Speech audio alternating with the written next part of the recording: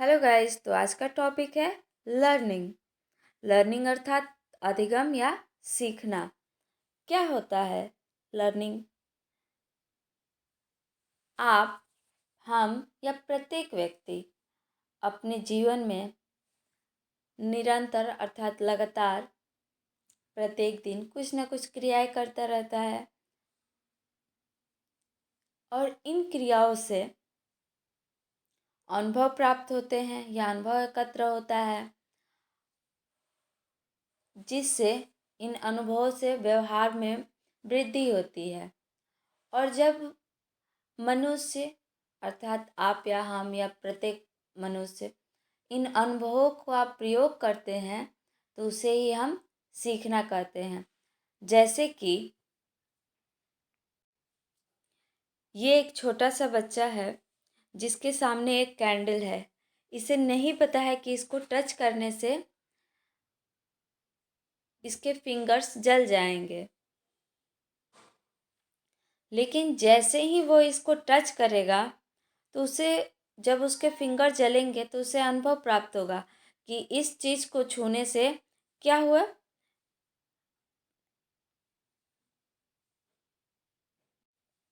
इस चीज़ को छूने से जल जाएंगे। इसे नहीं पता था, तो जैसे ही ये बच्चा इसको टच करेगा उसके फिंगर्स जलेंगे थोड़े बहुत।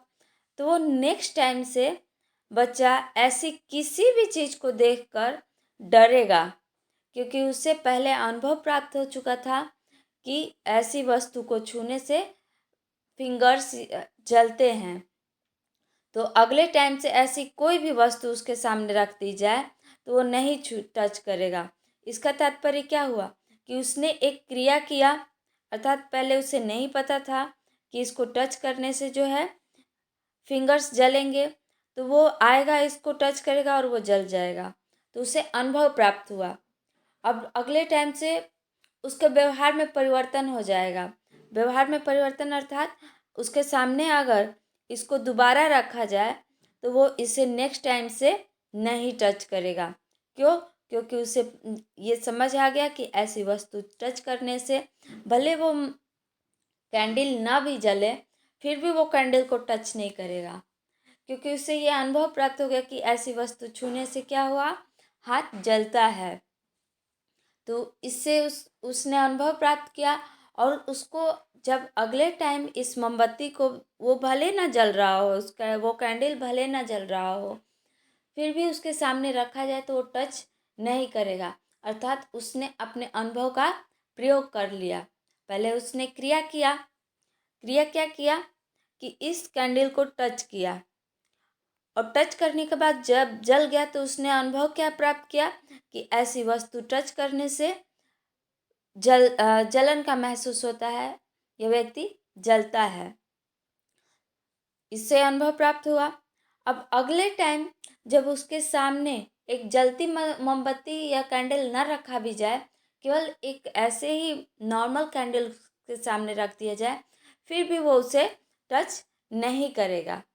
क्यों? क्योंकि उसने अनुभव प्राप्त कर लिया है कि इस वस्तु को टच करने से जलन महसूस होता है। तो इससे ही सिंपल भाषा में सीखना कहते हैं। आप भी प्रतिदिन हर क्षण कुछ न कुछ चीज़ों से सीखते हैं, अनुभव प्राप्त करते हैं, जिसे कि जब आप प्रयोग में लाते हैं तो उसे ही हम सीखना, लर्निंग या अधिगम कहते हैं। जैसा कि लिखा है कि प्रत्येक व्यक्ति नित्य अपने जीवन में नए नए अनुभव एकत्र करता है।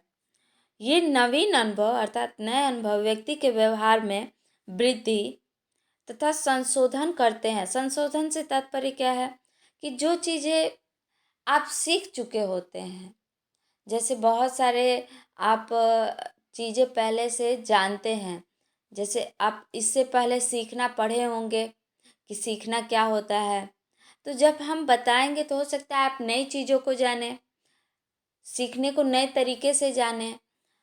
तो क्या हुआ, पहले आप जानते थे और जब आप उसके बारे में और अधिक जान गए या नए तरीके से उसके जान गए, तो इससे उसमें जो पहले जो आप सीखे थे हो सकता है उसमें कुछ त्रुटियां हो, जैसे कि आपका कोई कार्ड होता है, आधार कार्ड है कहते हैं, वे अक्सर सुने होंगे या कहते हुए सुने होंगे कि इसको संशोधन कराना है। संशोधन से तात्पर्य क्या होता है कि उसमें कुछ गलतियां हैं, उसे सही करना है, तो इसी को संशोधन कहते हैं। तो वहीं लिखा है कि व्यवहार में वृद्धि, अर्थात आप प्रतिदिन जो कार्य करते हैं तो उनसे अनुभव प्राप्त करते हैं, उन अनुभवों से आपके व्यवहार में क्या होती है, वृद्धि होती है। और जो अनुभव आप प्राप्त कर चुके होते हैं उसमें जब कोई त्रुटि होती है तो उसमें संशोधन भी होता है। और वो किस कारण होता है, आप जो कार्य करते हो, जो अनुभव प्राप्त करते हो, इसलिए यह अनुभव तथा इनका प्रयोग ही जो आपको अनुभव प्राप्त होता है, जब आप उन अनुभवों को प्रयोग कर लेते हैं, जैसे कि आप अभी सीखना पढ़ रहे हैं, हम बता रहे हैं, और आप इसको अच्छे से समझ लिए, आपका पेपर हुआ बोर्ड एग्जाम, तो आपका क्वेश्चन आ गया लर्निंग, आपने उसका आंसर दे दिया, तो आपने ये सीखा, अनुभव प्राप्त किया कि सीखना क्या होता है, और आपने उसका वहाँ पे क्या कर लिया, आंसर दे के प्रयोग कर लिया। तो जो आपने अनुभव प्राप्त किया और उसका जब प्रयोग कर लिया तो उसी को हम सीखना कहते हैं। ऐसा सीखना, केवल आप ये नहीं कह सकते हैं कि आपने अनुभव प्राप्त कर लिया उसको सीखना कहते हैं, नहीं। आप जब उस अनुभव का प्रयोग कर लेते हैं अपने जीवन में तो उसे पूर्ण रूप से सीखना कहते हैं। आगे आते हैं सीखने का अर्थ। सीखने क्या होता है, सीखना किसी स्थिति के प्रति सक्रिय प्रतिक्रिया है। कोई भी स्थिति हो उसके प्रति सक्रिय प्रतिक्रिया, एक तो क्रिया होता है और क्रिया के बाद जो किया जाता है, जो क्रिया हुआ उसके बाद जो कार्य किया जाता है उसे हम प्रतिक्रिया कहते हैं।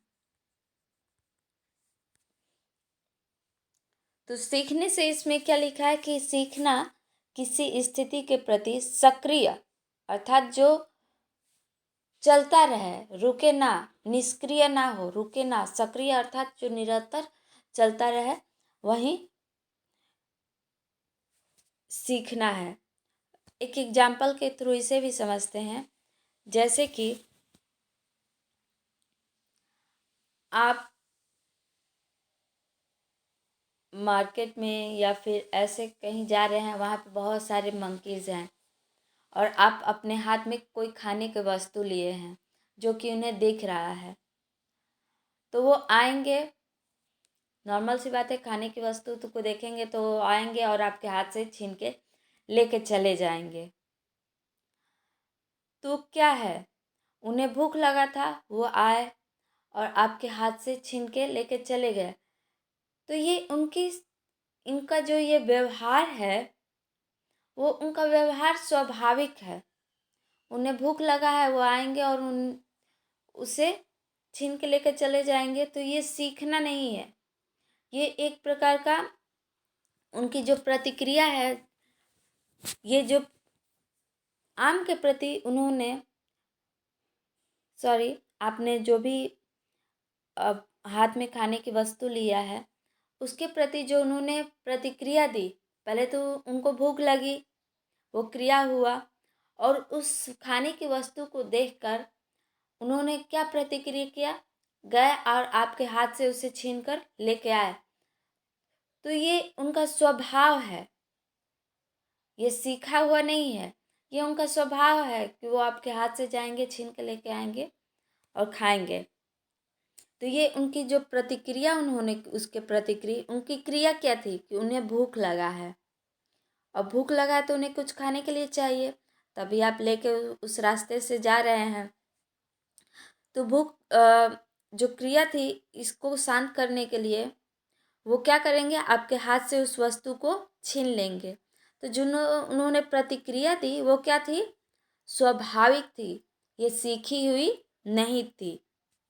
अब इसके अपोजिट आते हैं, अगर कोई छोटा बच्चा है 4-5 साल का, अगर उसे 4-5 साल या 8-9-10 साल आप बच्चे से ले लीजिए, उसे कुछ भूख लगी है, उसके अंदर क्रिया चल रही है कि उसे भूख लगी है, तो उसे खाने की कोई वस्तु अगर उस देखता है तो वो आपसे मांगेगा। उसकी प्रतिक्रिया क्या होगी कि वो आपसे मांग के खाएगा, मांगेगा तब खाएगा।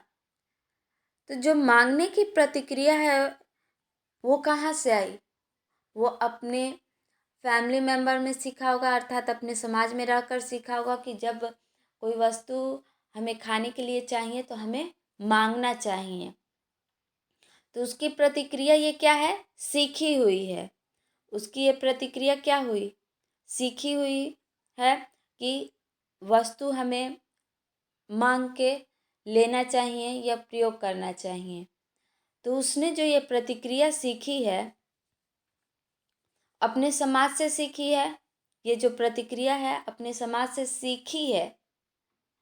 अगर यही चीज़ उसे सिखाया ना जाए, कई बच्चों को आपने देखा होगा कि बहुत ज़िद्दी हो जाते हैं, तो उन्हें ये ट्रेनिंग नहीं दी जाती है कि कैसे व्यवहार करना चाहिए, इस कारण उनकी प्रतिक्रिया वैसी होती है। लेकिन वही चीज़ें जब उन्हें सिखा दी जाती है कि ऐसे व्यवहार करना चाहिए, ऐसे नहीं करना चाहिए, तो नेक्स्ट टाइम से या अगले टाइम से वो वैसा व्यवहार करने लगते हैं। तो यही प्रतिक्रिया होती है कि जब हम कोई कार्य सीखते हैं और उस कार्य को करते हैं तो उसे ही हम प्रतिक्रिया कहते हैं, और इस प्रतिक्रिया को ही सीखना कहते हैं। अब इसके परिभाषा को देखते हैं कि स्किनर ने क्या लिखा है कि सीखना व्यवहार में सामंजस्य की प्रक्रिया है, उत्तरोत्तर सामंजस्य की प्रक्रिया है। सबसे पहले उत्तरोत्तर से तात्पर्य क्या है? निरंतर बढ़ना। उत्तरोत्तर से तात्पर्य क्या होता है? लगातार या निरंतर बढ़ना, आगे की तरफ, आगे की तरफ बढ़ना, सामंजस्य की प्रक्रिया है। व्यवहार में उत्तरोत्तर अर्थात लगातार आगे की ओर सामंजस्य की प्रक्रिया है, अर्थात हम अपने जीवन में निरंतर कुछ न कुछ क्रियाएं करते हैं, कोई ना कोई परिस्थिति आती है, उन परिस्थितियों से हम कुछ अनुभव प्राप्त करते हैं। जैसे कि फॉर एग्जाम्पल बच्चे जो है नए कॉलेज में जाते हैं, नए स्कूल में जाते हैं, तो लगातार वहाँ पे अपने आप को समायोजित करते हैं, वहाँ के अनुकूल बनाते हैं। तो कैसे बनाते हैं? वहाँ से अनुभव प्राप्त करते हैं कि ऐसे व्यवहार करना चाहिए, ये टीचर कोई कार्य दे रही है तो उसे करके जाना चाहिए, बच्चों के साथ जो है अच्छे से बात करना चाहिए। जो भी क्रियाएं हैं वो वहाँ पे रहकर निरंतर कुछ न कुछ क्रियाएं प्रतिक्रिया करता रहता है, अनुभव प्राप्त करता है, और वहाँ पे खुद को अनुकूल बना लेता है, अर्थात खुद को समायोजित कर लेता है, घुल मिल जाता है। तो इसी क्रिया को सीखना कहते हैं। उसने अपने व्यवहार में लिया, अनुभव प्राप्त किया, उसको प्रयोग किया और उसने सीख लिया। इसी तरह एक एग्जाम्पल बस आपको बताएं, इसी तरह लगातार आप भी ये कार्य करते हैं। प्रतिदिन प्रत्येक चीज़ों से आप कुछ न कुछ अनुभव प्राप्त करते हैं, और अनुभव प्राप्त करके उसका प्रयोग भी करते हैं और खुद को उसके प्रति समायोजित कर लेते हैं। तो इसी को सीखना कहते हैं। आगे आते हैं, वुडवर्थ ने क्या लिखा है कि नवीन ज्ञान और नवीन प्रतिक्रियाओं को प्राप्त करने की प्रक्रिया ही सीखने की प्रक्रिया है। इन्होंने भी वही बात किया है। लेकिन नवीन ज्ञान अर्थात नया ज्ञान, नए प्रतिक्रिया अर्थात जो भी हम नई क्रिया के प्रति जो भी अपना प्रतिक्रिया देते हैं, जो भी कार्य होता है उसके प्रति जो प्रतिक्रिया करते हैं, या फिर और उस प्रतिक्रिया से जो हमें और इनसे जो हमें अनुभव प्राप्त होता है, क्रियाएं करते हैं, उसे ही हम सीखना कहते हैं। नेक्स्ट आते हैं गेट्स व अन्य के अनुसार इन्होंने क्या दिया है कि सीखना अनुभव और प्रशिक्षण द्वारा व्यवहार में परिवर्तन है। इन्होंने भी वही चीज़ें कहा है कि जो हमें अनुभव प्राप्त होता है और जो हमें प्रशिक्षण द्वारा व्यवहार में हम जब अपने परिवर्तन कर लेते हैं, व्यवहार में परिवर्तन से तात्पर्य क्या है कि हमें जब हमें कोई चीज़ें प्राप्त, जैसे कि उस छोटे बच्चे का आपको बताया है कि उसे पहले नहीं पता था कि कैंडल को छूने से, उस वह कैंडल को छूने से, जो जलता हुआ कैंडल था, छूने से वो जल जाएगा। तो पहले वो उसने उसको टच किया, जब वो जल गया तो नेक्स्ट टाइम जब उसके सामने रखा गया तो वो क्या हुआ, उसने नहीं टच किया, अर्थात उसने अपने व्यवहार में क्या कर लिया, परिवर्तन कर लिया। पहले तो उसे मना कर भी किया जाएगा जब उसे पता नहीं होगा, और मना किया जाएगा तब भी वो टच करेगा, लेकिन नेक्स्ट टाइम जब वो जल जाएगा, अब उसे टच करने के लिए बोला भी जाएगा तो वो नहीं टच करेगा, अर्थात उसने व्यवहार में अपने क्या कर लिया, परिवर्तन कर लिया। तो उसे ही हम सीखना कहते हैं। सारा मिलाकर जितने भी परिभाषाएं हैं, सभी परिभाषाओं का कहने का तात्पर्य एक ही था कि जब हम अनुभव प्राप्त करते हैं किसी कार्य को करके, कोई भी कार्य हो, जब हम अनुभव प्राप्त करते हैं और उस अनुभव के द्वारा जब हम अपने व्यवहार में परिवर्तन कर लेते हैं तो उसे ही हम सीखना कहते हैं। इसके मुख्य रूप से कुछ विशेषताएं हैं, जैसे कि आगे और भी सारी विशेषताएं हैं। चूँकि ये स्टार्ट की कुछ विशेषताएं थी, निरंतर और सार्वभौमिकता। निरंतरता अर्थात निरंतर, लगातार, निरंतर लगातार हम कुछ न कुछ सीखते रहते हैं प्रत्येक चीज़ों से, चाहे वो सजीव हो निर्जीव हो, हर एक चीज़ों से सीखते रहते हैं। और सार्वभौमिकता अर्थात ये जीवन पर्यंत चलने वाली चीज़ें हैं, और ये हर एक, सार्वभौमिकता मतलब सब जगह है, कोई एक जगह नहीं है कि हम पर्टिकुलर एक चीज़ों से सीख सकते हैं या एक व्यक्ति ही सीख सकता है। ये प्रत्येक व्यक्ति हर एक चीज़ों से निरंतर अपने, जिस प्रकार से विकास चलता रहता है, हम जब तक जीवित रहते हैं हमारा विकास कभी नहीं रुकता है, निरंतर विकास होता रहता है।